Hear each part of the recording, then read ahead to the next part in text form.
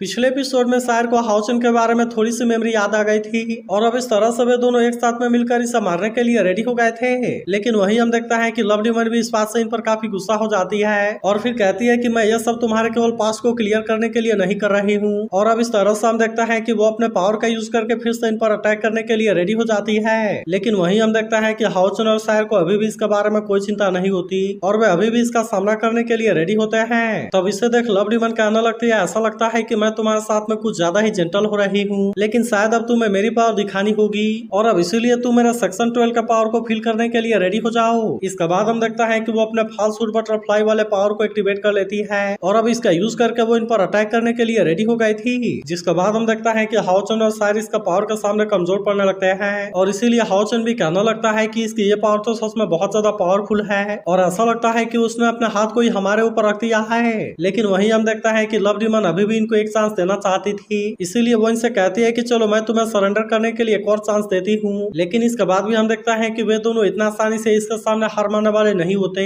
और फिर कहते हैं कि ये तो इम्पॉसिबल है। जिसके बाद हम देखता है कि लवलीमन इस बात से इन पर और ज्यादा गुस्सा हो जाती है और वो फिर से अपने पावर का यूज करके इन पर अटैक करने के लिए रेडी हो जाती है। लेकिन इसके बाद भी हम देखता है कि हाउचन इतना आसानी से हार मानने वाला नहीं होता, इसीलिए वो भी अपने बैरियर का यूज करके इसके अटैक को रोकने की कोशिश करता है और फिर कहता है कि क्या ये लेवल 9 वाले डिमन गॉड की पावर है। तभी हम देखता है कि लवलीमन का पावर ने इसके बैरियर को तोड़ दिया था, लेकिन इसी वक्त यहाँ पर कोई पावर एक्टिवेट हो जाती है और फिर हम देखता है कि वे दोनों यहाँ से गायब हो गए थे। लेकिन इसके बाद भी हम देखता है कि लवलीमन इतना आसानी से इनको छोड़ने वाली नहीं होती और फिर कहती है, तुम्हें क्या लगता है कि तुम इतना आसानी से यहाँ से बचकर जा पाओगे। लेकिन फिर हमें पता चलता है कि वो तो असल में शायर का फादर है जो कि इनको बचाकर वहां से कहीं दूसरी जगह पर लेकर आ गए थे। लेकिन तभी हम देखता है कि शायर का फादर की कंडीशन और ज्यादा खराब होने लगी थी, इसीलिए शायर को इनके बारे में चिंता होने लगती है और फिर उनसे पूछती है कि फादर आपके साथ में क्या होने लगा। तभी इनके साथ वाला एक सोल्जर शायर का फादर से कहने लगता है कि आपको अपने स्पिरिचुअल पावर को और ज्यादा यूज नहीं करना चाहिए क्योंकि इसकी बैकलेस और ज्यादा खराब हो रही है। तभी शायर का फादर इन दोनों से पूछने लगता है कि तुम उसके साथ में फाइट क्यों कर रहे थे और क्या सब कुछ सही है। तब इस पर हाउचन कहता है कि आप बिल्कुल सही समय पर हमें बचाने के लिए आ गए और इसीलिए हम दोनों ठीक हैं। तभी शायर इनसे बताती है कि हमारे सोल्जर के ऊपर जो स्पेल लगा हुआ है वो स्पेल असल में उसी डिमन ने लगाया था। जिसके बाद हम देखता है कि इसके बारे में जानकर वो भी काफी हैरान हो जाते हैं। लेकिन तभी इसी वक्त हम देखता है कि इनको कोई आवाज सुनाई देती है और इसीलिए शायर का फादर समझ जाता है कि एक्सोर्सिज्म पास फिर से खतरे में है। वहीं हम देखता है कि बहुत सारे डिमन फिर से एक्सोर्सिज्म पास पर अटैक करने के लिए आ गए थे,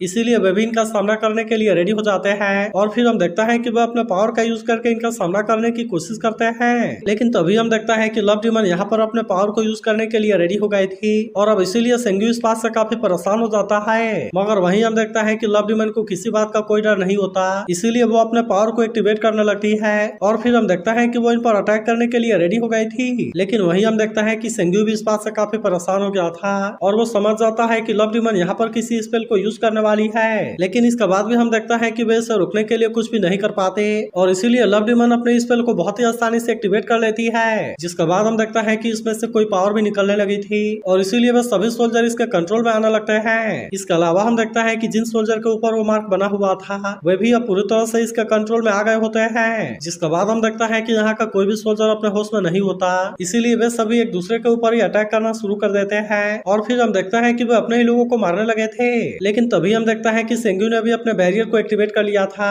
और अब इसीलिए लवलीमन की स्पेल इनके ऊपर काम नहीं करती। वहीं हम देखता है कि सेंग्यू अपने बैरियर का यूज करके इसके पावर को रोक रहा था और फिर अपने लोगों से कहता है कि बैरियर के अंदर की पूरी जगह सेफ है। लेकिन वहीं हम देखता है कि लवलीमन इतना आसानी से मानने वाली नहीं होती और फिर कहती है कि तुम मेरे फॉरबिडन स्पेल का पावर को रोकना चाहते हो और इसीलिए चलो मैं भी देखती हूँ कि तुम इसे कब तक रोक पाते हो। जिसके बाद हम देखता है कि सेंग्यू भी काफी परेशान हो गया था और फिर कहने लगता है कि इसकी अटैक तो लगातार बढ़ती ही जा रही है और इसीलिए इसे ज्यादा टाइम के लिए रोक पाना मेरे लिए भी काफी मुश्किल है। तभी इसी बीच हम देखता है कि यहाँ और भी बहुत सारे डिमन अटैक करने के लिए आने लगे थे, इसीलिए बाकी लोग भी इस बात से काफी परेशान हो जाते हैं और फिर कहता है कि अब तो ये बैरियर यहाँ पर ज्यादा टाइम के लिए नहीं रुक पाएगी। तब इस पर शायर की मदर कहती है कि वो तो अपने स्किल का यूज करके इनको कंट्रोल कर रही है। तभी हम देखता है कि लवलीमन अपने और ज्यादा पावर का यूज करके अटैक करने के लिए रेडी हो जाती है और फिर कहती है कि अब एक्सोर्सिज्म पास मेरा है। लेकिन वहीं हम देखता है कि सेंग्यू अभी भी इतना आसानी से हार मानने वाला नहीं होता और इसीलिए वो अपने पावर का यूज करके इसे किसी तरह से रोकने के लिए कोशिश कर रहा होता है। मगर अभी भी हम देखता है कि बाहर वाले सोल्जर लवलीमन के कंट्रोल में होते हैं, इसीलिए वे अभी भी एक दूसरे को मार रहे होते हैं। इसीलिए सेंग्यू को बचाने के लिए कुछ भी नहीं कर पाता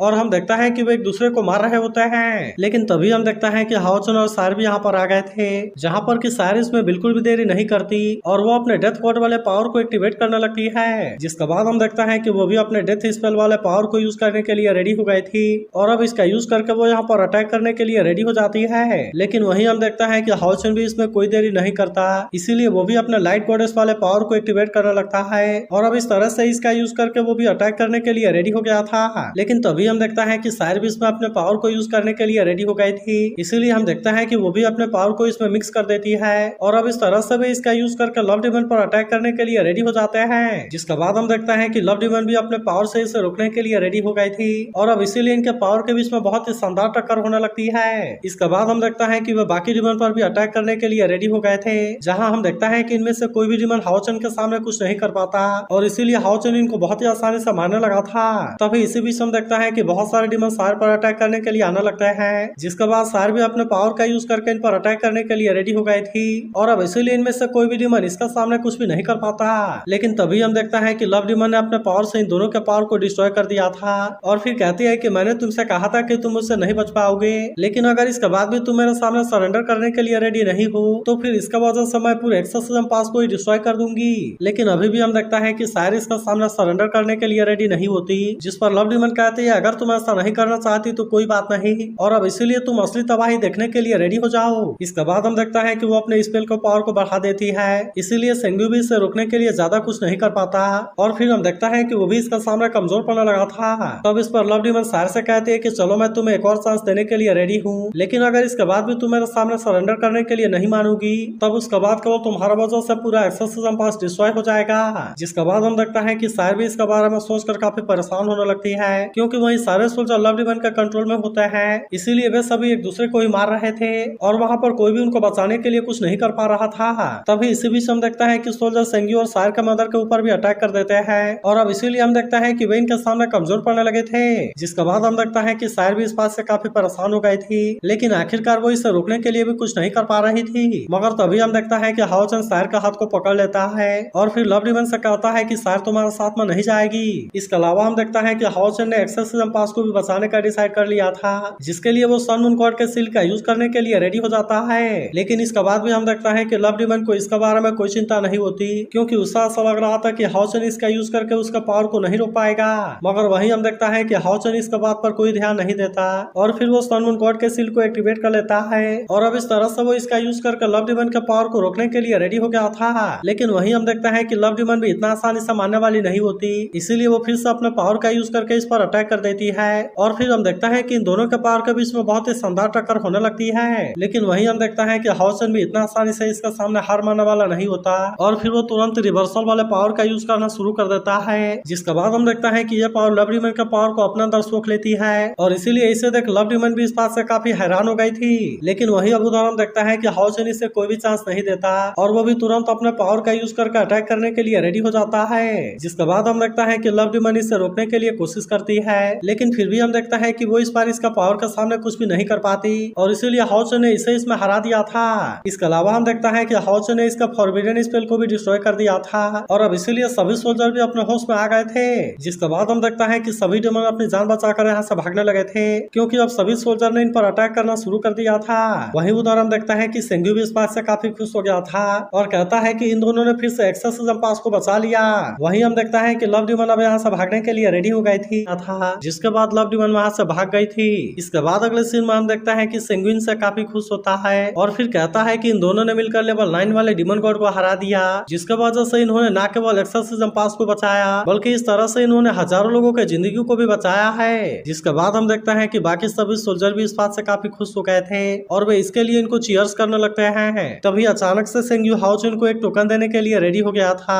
और फिर कहता है कि मैं तुम्हें असैसिन हॉल का ऑनरेरी मास्टर के रूप में अपॉइंट करता हूँ। जिसके बाद हाओचन भी इसके लिए मान गया था और वहीं हम देखता है कि बाकी सभी लोग भी इसे ग्रीट करने के लिए रेडी हो गए थे और इसीलिए वे इसके सामने घुटने टेकते हैं। तब इस पर सेंग्यू कहता है कि इस टोकन को देखते ही सभी तुम्हारे सामने घुटने टेकेंगे और अगर फ्यूचर में तुम्हें कोई जरूरत पड़ी तो फिर सभी असैसिन किसी भी कंडीशन में तुम्हारी हेल्प करने के लिए रेडी रहेंगे। जिसके बाद इसके बारे में सुनकर सभी असैसिन भी इसके लिए मान गए थे और कहते हैं कि हम इसके लिए कुछ भी करने के लिए रेडी हैं। इसके बाद अगले सीन में हम देखता है कि सभी एक साथ में लैंप चलाने के लिए आए हुए थे, जहाँ पर वे इस तरह से अपने मारे गए सोल्जर को श्रद्धांजलि दे रहे होते हैं। मगर वहीं हम देखता है कि सारी इन चीजों को बड़े ध्यान से देख रही थी और इसे देख ऐसा लग रहा था कि उसके मन में शायद कोई सवाल चल रही है। अब इसीलिए वो हाओचुन को अपने पास बुलाती है और फिर कहती है कि मैं तुमसे कुछ कहना चाहती हूँ। जिसके बाद हम देखता है कि हाओचुन भी इसके बारे में जानने के लिए एक्साइटेड था। जिस पर सायर उससे कहती है कि वैसे तो मैंने इसे बहुत समय पहले कर दिया है, लेकिन आज मैं फिर से तुम्हारे साथ प्यार में पड़ चुकी हूँ। जिसके बाद हम देखता है कि वहीं हाओचुन भी इसके बारे में सुनकर काफी खुश हो गया था। तभी सायर उससे कहने लगती है कि तुम हर समय मेरे सामने ढाल बनकर खड़े रहे, इसके अलावा हर एक मोमेंट में तुमने मेरा साथ दिया और तुम हर समय केवल मेरे तरफ देखते रहे। लेकिन फिर वो कहने लगती है कि मैं इसके बारे में बात करने की हिम्मत नहीं कर सकती, क्योंकि वैसे भी मैं अपने मेमोरी को भूल गई हूँ और इसीलिए मुझे अपने पास्ट के बारे में उतना कुछ पता नहीं है। अब इसीलिए वो कहने लगती है कि मैं तो ये भी नहीं जानती कि मैं किस तरह के इंसान हूँ और इसके अलावा मैं इसके बारे में भी नहीं जानती कि तुम जब मेरे तरफ देख रहे थे तब क्या सच में तुम मेरे तरफ ही देख रहे थे। लेकिन आखिरकार मुझे अपने पास्ट मेमोरी के बारे में कुछ याद आ गया है और इसीलिए इस बात से प्रूव होता है कि मैं शायर हूँ और अब इसीलिए मुझे किसी चीज के बारे में कोई डर नहीं है। तब इस पर हाओचुन उसे कहता है कि तुम्हें किसी भी प्रूफ की कोई जरूरत नहीं है और न ही तुम्हें किसी बात से डरने की भी जरूरत है, क्योंकि मेरे आंखों में शायर हमेशा के लिए शायर रहेगी, चाहे वो हैप्पी वाली शायर हो या फिर एंग्री वाली शायर हो। इसके बाद वो कहता है कि शायर ने चाहे अपने मेमोरी को खो दिया हो या फिर उसने अपने मेमोरी को ना खोया हो, सभी शायर मेरे लिए शायर ही है और मुझे ये भी पता है कि मैं हमेशा किसके तरफ देख रहा था। और फिर वो शायर से कहता है कि मैं हमेशा से ही तुम्हें बहुत ज्यादा पसंद करता हूँ। जिसके बाद हम देखता है कि वे दोनों फिर से यहाँ पर किस करने जाते हैं और शायर कहती है कि मैं भी तुम्हें बहुत ज्यादा पसंद करती हूँ। लेकिन इसके बाद हम देखता है कि हाओचुन और शायर यहाँ से जाने के लिए रेडी हो गए थे, इसीलिए हाओचुन सेंग्यू से कहता है कि हानू ने भी अपने टेस्ट को पास कर लिया होगा, इसीलिए मैं चाहता हूँ कि अगर वो हमें खोजते हुए यहाँ पर आए तो फिर आप उसे जियालिंग पास में भेज देना। जिसके बाद हम देखता है कि सेंग्यू भी इसके बात मानने के लिए रेडी हो जाता है और फिर उसे कहता है कि तुम अपना ख्याल रखना और शायर का भी ख्याल रखना। तब इस पर हाओचुन कहता है कि आपको इसके बारे में चिंता करने की कोई जरूरत नहीं है। वही उदाहरण देखता है कि शायर के मन उदास हो गई थी और फिर उससे पूछते हैं कि क्या तुम यहाँ पर और ज्यादा टाइम के लिए नहीं रुक सकती। लेकिन इस पर शायर कहती है कि नहीं, ऐसा नहीं हो सकता, क्योंकि मेरे बाकी टीममेट्स हमारा वेट कर रहे हैं। इसके बाद वो अपने मदर से कहती है कि आपको इसके बारे में चिंता करने की कोई जरूरत नहीं है, क्योंकि मैं पूरी तरह से ठीक रहूंगी। लेकिन अभी भी हम देखता है कि शायर के मदर काफी परेशान होती है, क्योंकि उनको भी नहीं पता कि अब फिर से कब मिलेंगे। लेकिन इसके बाद हम देखता है कि हाओचुन अब यहाँ पर कोई देरी नहीं करना चाहता था, इसीलिए उसने शायर को भी अपने साथ में ले लिया था और अब इस तरह से वे दोनों स्टार किंग के साथ में यहाँ से निकल जाते हैं। इसके बाद वे यहाँ से अलग अलग जगहों को पार करते हुए यहाँ से आगे की तरफ जाने लगते हैं, जहाँ हम देखते हैं कि रास्ते में बहुत सारे सुंदर नजारे भी आते हैं और अब इसके कुछ देर के बाद वे जियालिंग पास में आ गए थे। लेकिन वही शायर यहाँ के नजारे को देख हैरान होती है और फिर कहती है ऐसा र्यूमर है कि जियालिंग पास सभी 6 मेजर पास में सबसे डिफेंसिव पास है। इसके बाद वे यहाँ से आगे जाने के लिए रेडी हो गए थे, लेकिन तभी हम देखता है कि यहाँ के गार्ड इनका रास्ता रोक देते हैं। जिसके बाद हाओचुन इनको अपने पास वाले टोकन को दिखाता है और अब इस तरह से हम देखता है कि वे इनको आगे जाने के लिए परमिशन दे देते हैं। लेकिन तभी इसी बीच लिंगफेंग भी इनको देख लेता है, जहाँ हम देखता है कि वो इनको यहाँ से आगे नहीं जाने देता और वो इनसे यहाँ पर रुकने के लिए कहता है। तब इसकी ऐसी बात सुनकर हाओचुन भी यहाँ पर रुक गया था। जिसके बाद लिंगफेंग इनको अपने नाम के बारे में बताता है और फिर कहता है कि मैं स्टॉर्म लीजियन का डेप्यूटी कमांडर हूँ। फिर वो इनसे पूछने लगता है कि तुम्हें ऐसा कौन सा जरूरी काम है। तब इस पर हाओचुन बताता है कि मैं यहाँ पर अपने फ्रेंड को खोजने के लिए आया हूँ और इसके अलावा हम नाइट हॉल और असेसिन हॉल के बिहाफ पर जियालिंग पास को सपोर्ट करने के लिए आए हैं। तब इसकी ऐसी बात सुनकर लिंगफेंग कहता है कि मुझे समझ में नहीं आ रहा कि तुम किस फ्रेंड के बारे में बात कर रहे हो। जिसके बाद हम देखता है कि हाओचुन इसे लिंसिन का नाम बताता है, लेकिन इसके बारे में सुनते ही लिंगफेंग ध्यान से इनके तरफ देखने लगता है और फिर कहता है कि क्या तुम उसके फ्रेंड हो। लेकिन हम देखता है कि हाओचुन और शायर इसके बारे में कुछ भी नहीं बोलते, जबकि वही लिंगफेंग अब इनको यहाँ से लेकर जाने के लिए रेडी हो गया था और फिर कहता है कि तुम मेरे साथ में आओ। तब हम देखता है कि हाओचुन और शायर भी इसके लिए मान गए थे और वे उसके पीछे पीछे जाने लगते हैं। लेकिन फिर वे जैसे ही गेट के सामने पहुंचते हैं, वहाँ पर उनके सामने कोई बैरियर एक्टिवेट हो जाती है। जिसके बाद शायर इस बात से लिंगफेंग के ऊपर काफी गुस्सा हो गई थी और फिर उससे पूछती है कि आखिरकार इसका मतलब क्या है। तब इस पर लिंगफेंग इनसे कहता है कि मैं तो तुम्हें इसके बारे में बताना भूल गया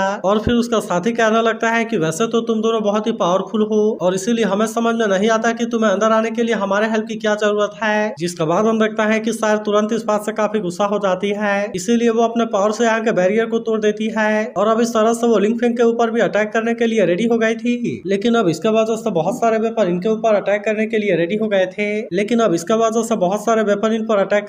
रेडी हो गए थे। जिसके बाद लिंगफेंग और उसका साथी तुरंत अपने आप को दूर कर लेते हैं और फिर लिंगफेंग इनसे कहता है कि वो बैरियर असल में एक डिफेंसिव मेजर था, इसीलिए वो उसके डिस्ट्रॉय होते ही ये चीज अपने आप एक्टिवेट हो जाएगी। लेकिन इसके बाद भी हम देखता है कि हाओचुन और शायर को इसके बारे में कोई ज्यादा चिंता चिंता नहीं होती और इसीलिए वे भी इसका सामना करने के लिए रेडी हो गए थे। लेकिन तभी हम देखते हैं कि ये वेपन जैसे ही इनके ऊपर अटैक करने वाले होते हैं तभी उसी वक्त हम देखते हैं कि लिन सिन भी वहां पर आ गया था और फिर वो सभी अटैक को रोकते हुए कहता है कि मेरे कैप्टन और डिप्टी कैप्टन को टच करने की हिम्मत किसकी हो गई। अब इस तरह से हम देखते हैं कि उसने अपने पावर का यूज करके सारे अटैक को रोक लिया था और इसीलिए ये अटैक हाओचन और सायर का कुछ भी नहीं कर पाते। इसके बाद हम देखता है कि हाओचन और लिन सिन एक दूसरे को देख काफी खुश हो गए थे। लेकिन तभी हम देखता है कि लिंग फेंग गुस्से में इन पर अटैक करने के लिए आना लगता है मगर तभी इसी वक्त हम देखता है कि लिसिन भी यहाँ पर आ गई थी जो कि अपने पावर का यूज करके इसे बहुत ही आसानी से रोक देती है और फिर कहती है कि अगर तुमने हिलने की कोशिश की तो फिर उसके बाद मैं किसी भी चीज के बारे में नहीं सोचूंगी और जितना भी हिसाब किताब है मैं उसे बराबर कर दूंगी। वहीं इसे देख हाओचन भी काफी खुश हो गया था जिसके बाद लिसिन उससे पूछने लगती है कि ब्रदर तुम यहाँ पर क्यों आए हो।